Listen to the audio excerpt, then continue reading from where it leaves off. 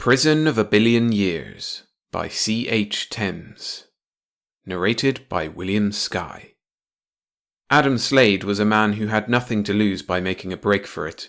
The trouble was, he knew that no one had ever escaped from there. Adam Slade crushed the guard's skull with a 2-foot length of iron pipe. No one ever knew where Slade got the iron pipe, but it did not seem so important. The guard was dead. That was important. And Slade was on the loose, with a hostage. That was even more important. The hostage's name was Marcia Lawrence. She was 22 years old and pretty and scared half out of her wits. She was, before she came a hostage, a reporter for Interplanetary Video. She had been granted the final pre-execution video with Adam Slade, and she had looked forward to it a long time, but it had not worked out as planned. It had not worked out as planned because Slade, only hours from the execution chamber with absolutely nothing to lose, had splattered the guard's brains around the inside of his cell and marched outside with a frightened Marcia Lawrence. Outside the cell block, while other condemned prisoners roared and shouted and banged tin cups on bars and metal walls and Judas Hole grills. Outside the prison compound and across the dome-enclosed city which served the prison. Then, outside the dome. Outside the dome there was rock. Rock only. Twisted and convoluted and thrusting and gigantic like monoliths of a race of giants. Rock alone under the awesome grey sky. Steaming rock, for some of the terrestrial waters was still trapped at great depths. And the sea far off, booming against rocky headlands, hissing tidally and slowly, in an age-long process, pulverizing the rock.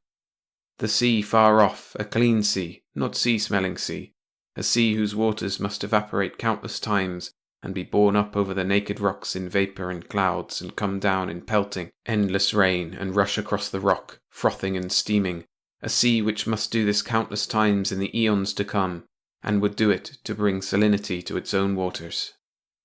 "It kind of scares the hell out of you, doesn't it?" Adam Slade said. He was a big man with a thick neck and heavy, sleepy-looking eyes and a blue beard shadow on his stubborn jaw. He said those words as he climbed out of the prison tank with Marcia Lawrence. The tank's metal was still warm from overheated travel. "I didn't think anything would scare you," Marcia Lawrence said. She had conquered her initial terror in the 5 hours of clanking tank flight from the prison. They had come a great many miles from the prison dome, paralleling the edge of the saltless sea, and then finally, when their fuel was almost gone, clanking and rattling down toward the sea. She was a newspaper woman, that above all now. She must not be afraid. She had a story here. A story. "Get moving," Adam Slade said. "I've got nothing against you, lady," he told her for the 10th time. "But you try anything, you're dead. You get that? I've got nothing to lose. One time is all they can kill me, but first they gotta find me. But they won't be able to take me as long as you're here. Just stay meek and you'll stay alive." "How long do you think you can hold out?" Marcia Lawrence asked practically. They had begun to walk away from the now useless tank. Adam Slade was carrying the dead guard's M-gun in the crook of his bent left arm and walking with long, easy, ground-consuming strides. Marcia almost had to run to keep up with them as they went down a stretch of slightly sloping black rock toward the steaming, hissing, pounding, roaring, exploding surf. Slade smiled. "Plenty of water," he said. "But no food, Mr. Slade.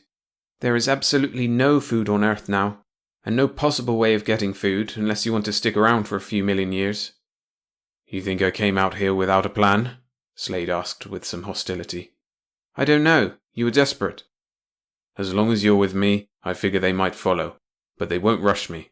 They might even send over a copter, but it won't try anything. Not with you here. Desperate? I'm not desperate, and don't you forget it. Desperate, you don't think straight. Once is all they can execute me. I stayed behind, they'd have done it. If they catch me, they'll do it. What's the difference?" "You said you had a plan?" They reached the edge of a thrusting headland, an enormous beak-shaped cliff of beetling black rock, which leaned out over the young, still saltless ocean. Slade paced back and forth quickly, with a powerful leonine grace, until he found a fault in the rock.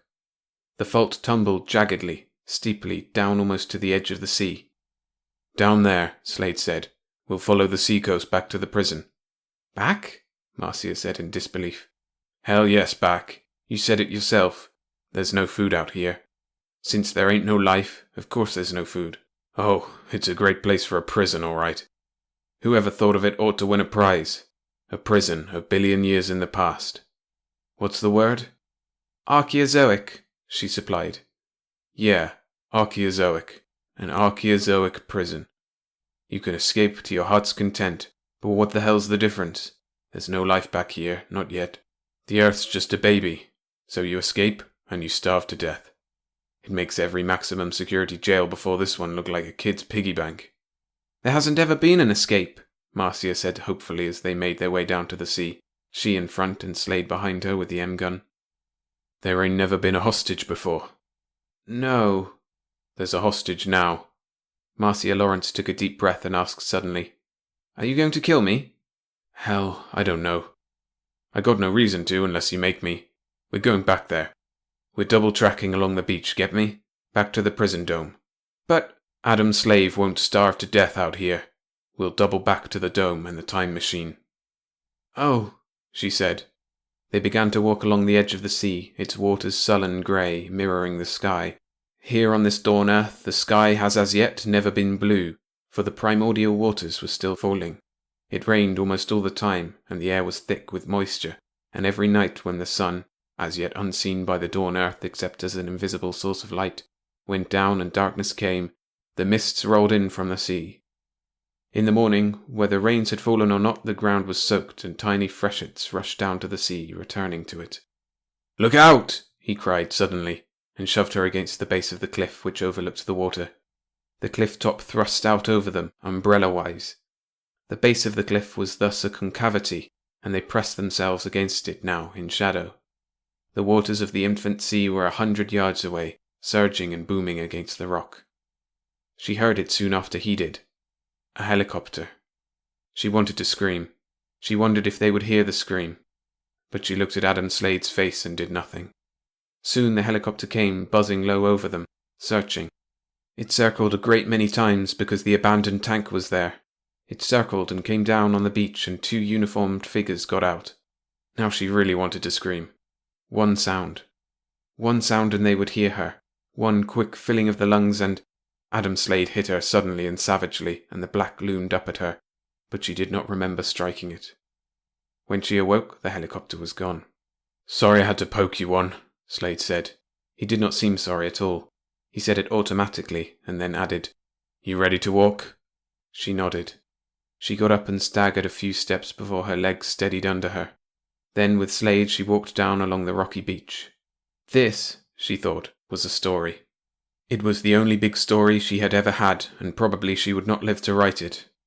As a woman she was almost hysterical with fear, but as a videocaster she was angry. The story was hers, if she lived to tell it. Then she had to live. Time prison. Sure, she thought. Utterly escape-proof, unless someone like Slade could take a hostage, double back to the prison dome, the hermetically sealed dome, and somehow trick or overpower the guards who watched the time-travelling machine outside the prison dome. Outside. Naturally it would be outside. That way the prisoners couldn't get at it. Unless, like Slade, they too were outside. Outside where life had not yet been born. Outside the infant earth. Let a man escape. What did his escape matter? He would live exactly as long as it took a man, reasonably healthy, to starve to death. Unless he had a hostage and a plan. She became aware of rain when they left the cliff overhang. There was almost no wind and the rain came down slowly at first, huge slow drops which splattered on the black rock. "If it gets any harder," Slade said, "we'll have to duck under the cliff for protection. You don't know what a rain can be like back here. I seen them through the dome." But they couldn't go under the cliff for protection, not if they wanted to keep going. For the cliff dropped suddenly in a wild jumble of rocks, and then there was nothing but the sloping black beach sloping down to the sea. Then, all at once, someone opened the sluice gates and the rain bombarded them. It slapped and bounced off the rock like pistol shots. It struck them like hammers. They staggered under its weight. "We'll have to go back to the cliffs," Marcia cried. She yelled it again at the top of her voice because she realized Slade would not hear her otherwise as the rain cracked and exploded and splattered and crashed. There were no droplets of water, for each one had size and shape and weight, swift falling, hammering weight as it came down. Each one, Marcia thought wildly, struggling to keep her feet, was the size of your clenched fist there in the grey dawn of earth. "The cliffs!" she cried again, but Adam Slade shook his head, grabbed her arm above the wrist and pulled her after him.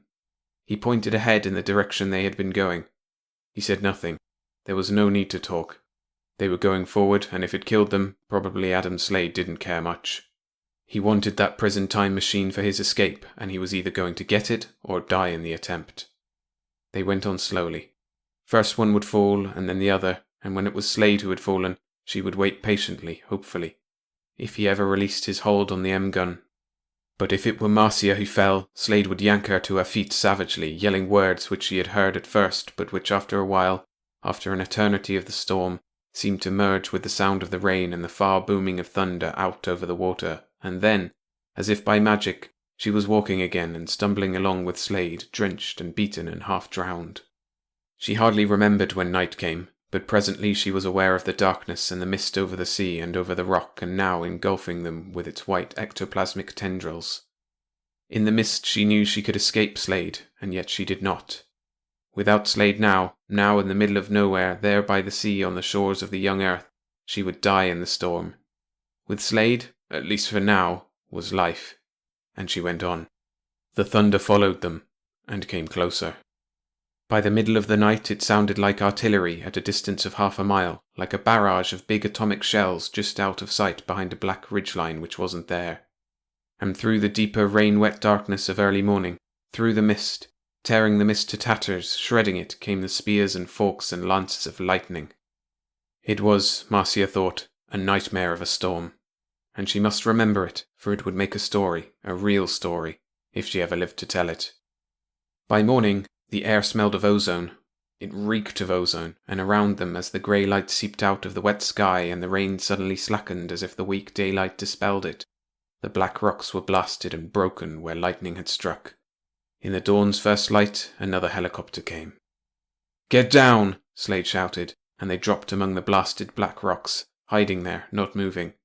The helicopter came on through the slackening rain, buzzing a few 100 feet over them, but not circling. It was heading for the abandoned tank, Marcia thought. It wasn't looking for them here. But suddenly the rain came down in all its savage force again, blinding, bounding off the rocks, pounding relentlessly. Overhead the helicopter seemed to pause like a bird stricken in flight. The rotors whirled, a silver shield against the rain, the great drops splattering off the shield. And the helicopter came down under the weight of the rain. It landed 150 yards from them down the beach, and Marcia watched breathlessly while 3 men got out and looked at each other and at the rain. The dawn light was still only a dim grey, and Marcia could not see the men clearly, but abruptly a jagged spear of lightning blasted rock midway between where they were hiding and the helicopter, and in the afterglare through the wet and almost crackling air, the men were very clear.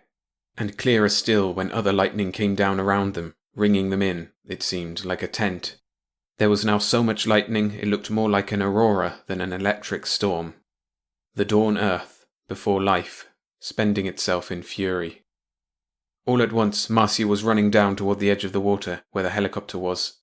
She ran screaming and shouting, but the thunder swallowed her puny voice.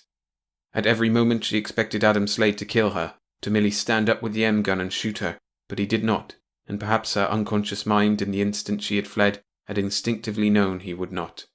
For if Adam Slade killed her, he had no hostage. If he killed her, and they found him, he would have absolutely no chance. She turned and looked behind her. There was Slade, silhouetted against the lightning, running, covering the ground in huge strides, gaining on her. She did not look back again. The whole world was lightning and thunder, and her legs striking earth under her, up and down, pounding, running, fleeing, and the rain, Slade's ally, beating her, buffeting her, exploding against her. She stumbled and fell, but she was up and running again in a moment. Now Slade was very close. But the helicopter was close too. She did not think the men there had seen them yet. She waved her arms and screamed, although she knew the screams would not be heard. And then Slade was on her. They went down together, and she knew she was frail and helpless before his great strength. He grabbed her, his hands, angry hands, on her throat, and lightning struck. It bounded and bounced off rock a dozen feet from them. It shook the earth and blasted the rock, and pieces like shrapnel cluttered all around them and struck them too, and Marcia felt hot blood on her arm, and it was her own blood. But Slade had been momentarily stunned, and she was running again, away from him. but away from the helicopter too. At first, she did not realize that, but when she did realize it, it was too late. If she doubled back now, she would rush into Slade's arms. She ran into the sea. It was suddenly, unexpectedly calm. It merely eddied around her ankles as if waiting for something. The storm seemed to be waiting too, lightning holding back, the thunder stilled, even the rain hanging there in the black heavy sky, waiting. Slade came after her, stalking through the surf. A single bolt of lightning lanced down at them, and a great engulfing roar lifted Marcia, carried her, stunned her, and then the rain pelted down again, and the sea was an angry sea, and the air was supercharged with ozone and another smell, like seared flesh. She saw Adam Slade then. Slade was down in a foot of water, face down. He was not moving, and the water lapped around him, over him. She went to him, walking slowly. The men from the helicopter were there too. They had seen in that final flash of lightning. "Are you all right, miss?" one of them shouted. "Yes. Slade?" They turned him over. They looked at him. "Dead," one of them said. "Dead," she echoed. She would have collapsed, but they caught her. Then the rain really came down, not as it had come before, which was hard enough. It came in huge globes of water, and each globe was as big as your head, and if it hit, it could stun you. "Slade!" someone cried as the globes exploded violently in the surf around them. "He's dead. He'll keep." And they went back to the helicopter with Marcia to await the end of the storm there. When it was over, when the sky was not black but merely the colour of lead, they returned down the beach for Slade's body. But Slade wasn't there. "But he was dead," Marcia said incredulously. One of the men smiled. "He didn't go any place under his own power. He was dead all right. The storm took his body out to sea is all." They stood there for a moment, gazing out across the black troubled water of the infant ocean on the infant earth. 1 billion years ago. Slade was out there. Slade, dead. Out there with the tides and the waters and the frequent electric storms. Out there with 1,000,000 bacteriological parasites on his dead body, and in his dead body, which he brought with him, Marcia said dreamily. "What are you talking about, miss?" Out there in the electric dawn of Earth, with the bacteria which lived in his body as they lived in all other bodies. Out there with them, dead. Food for them. Food and water and air heavy with ozone and the electric storms. Marcia laughed hysterically. It was a story she wanted to write, but she wouldn't write it. Slade was a killer, condemned to die, but Slade, dead out there with his bacteria, Slade evil to man and human society, but not necessarily evil in the implacable ways of nature, or perhaps grimly, terribly evil. Slade out there, dead on the bosom of the primordial waters. Slade back in time 1 billion years before life had been born on Earth. She laughed hysterically as they led her away from the water. They slapped her face, gently at first, then harder. "I'll be all right," she managed to say. She would be all right. She could live to forget it. But Slade out there? Slade. Slade fathering all life on Earth there in the sea with his dead body. Slade who had sinned and was taken back here to die for his sins so that life could be born. Slade, whose first name was Adam.